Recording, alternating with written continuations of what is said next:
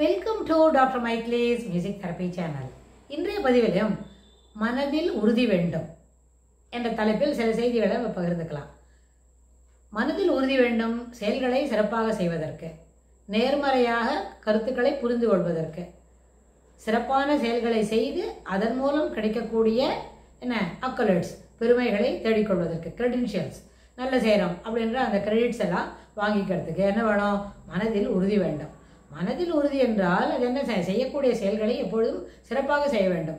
நாம் செய்கிறது இப்படி தான், இதுக்கு நம்மளுக்கு கிரெடிட்ஸ் கிடைக்கணும் அப்படின்னு சொல்லி நினைக்கும் பொழுது அது ஏற்புடையதில்லை.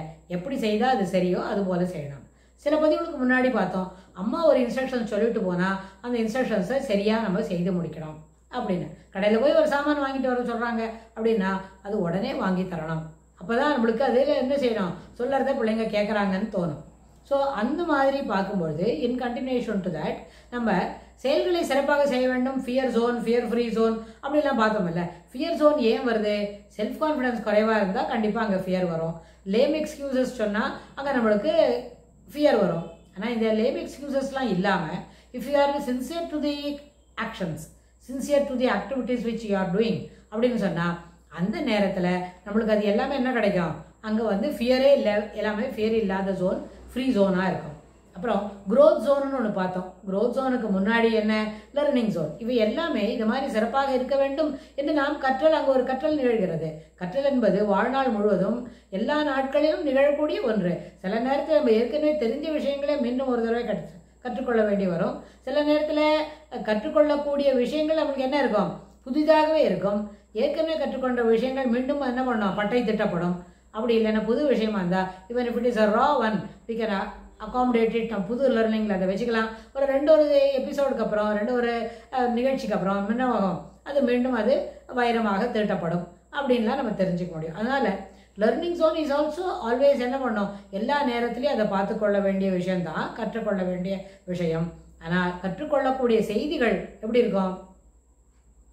சிறப்பானதாக இருக்கும். இப்போ சில பதிவுகளுக்கு முன்னாடி கூட சொன்னோம், எல்லாமே நேர்மறையான கருத்துக்கள் மட்டும்தான் ஏற்றுக்கொள்ள முடியும். ஒரு தவறான விஷயத்துக்கு எந்த கற்றலும் தேவையில்லை, அது பார்த்து தானாக கூடவே வந்துடும். நான் that has to be ensured. You should delink yourself from that. நம்ம டீலிங்க் பண்ணிக்கணும்னு சொன்னால் அதுலேருந்து வெளியில் வந்தாதான். ஒரு கற்றல், தவறான கற்றலுக்கு மேலே ஒரு சிறப்பான கற்றல் நிகழ்வதற்கு வாய்ப்பில்லை. அதுலேருந்து என்ன பண்ணணும்? டீலிங்க் பண்ணாலொழிய இந்த புது கற்றல் என்பது நிகழ்வதற்கு வாய்ப்பே இல்லை.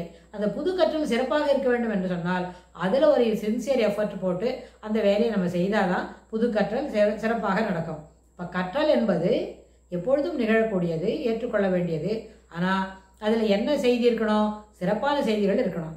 சிறப்பான செயல்களை செய்வதற்கு எப்படி அப்படின்றது கூட இருக்கலாம். ஆனால் அதையும் நம்ம சிறப்பாக அதில் புரிஞ்சு கொள்ள வேண்டும். ஸோ இந்த ஒரு விஷயத்திலும் இந்த ஒரு அடிப்படையில் கற்றல் என்பது சிறப்பாக நிகழ வேண்டும், நேர்மறையான கற்றலாக இருக்க வேண்டும். அப்படின்னா அதற்கு ஒரு எஃபர்ட் வேணும். ஒரு சின்சியர் எஃபர்ட் போட்டால் அந்த லர்னிங் ஜோன் என்பது சிறப்பாகவே அமையும். ஆனால் வாழ்வில் எல்லா நாளும் லர்னிங் இருக்கும், கற்றல் என்பது நிகழ்ந்து கொண்டே இருக்கும் என்று சொன்னால் அது எப்படிலாம் நிகழ்கிறது அப்படின்னு கூட நம்ம ஒரு சில பதிவுகள் பார்க்க முடியும். அதனால் இந்த பதிவில் ஃபியர் ஃப்ரீ ஜோன் வரும்போது லேம் எக்ஸ்கியூசஸ் தவிர்த்தரணும், செல்ஃப் கான்ஃபிடன்ஸை அதிகப்படுத்திக்கணும், others opinion how it affects அப்படின்ற அந்த கருத்துலேருந்து நம்ம வெளியில் வந்தால், அதர்ஸ் ஒப்பீனியனை கேட்டு வாங்கினா அதில் எந்த தவறும் இல்லை, அது நம்ம ஏற்றுக்கொள்ளக்கூடியதே அப்படின்னு சொல்லி நம்ம இந்த பதிவை நிறைவு செய்கிறோம். இதுக்கு தொடர்புடைய செய்திகளை வரப்போகிற பகுதிகளில் பார்க்கலாம். தேங்க்ஸ் ஃபார் வாட்சிங்.